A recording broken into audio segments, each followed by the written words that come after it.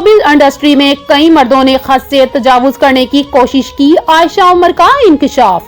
पाकिस्तानी अदाकारा और प्रोड्यूसर आयशा उमर ने एक शो में अपने इंटरव्यू के दौरान बताया कि कम उम्री में शोबिज़ इंडस्ट्री में कदम रखने के बाद इन्हें कई मर्दों की तरफ से हदों को पार करने की कोशिश का सामना करना पड़ा। आयशा उमर ने कहा कि इनके साथ अक्सर लोग संजीदगी से पेश नहीं आते थे, जिसकी दो बड़ी वजूहात थी। एक तो इनकी कम उम्री, दूसरा इनका खलंडरपन। उन्होंने वजाहत की कि बहुत सारे मर्द हजरात हद क्रॉस करने की कोशिश करते थे और इसी दौरान मुझे खुद को मजबूत जाहिर करना पड़ता था ताकि कोई ये ना समझे कि मैं कमजोर हूँ।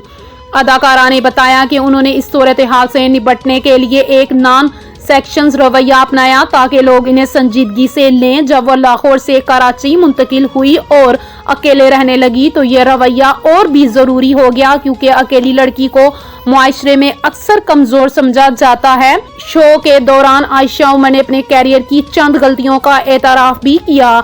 उन्होंने बताया कि माजी में उन्होंने कुछ अवार्ड शोज किए जिनकी मुकम्मल अदायगी आज तक नहीं हो सकी। ये बातें उन्होंने इस वक्त शेयर की जब वो अपने इब्तदाई कैरियर के चैलेंजों पर रोशनी डाल रही थी।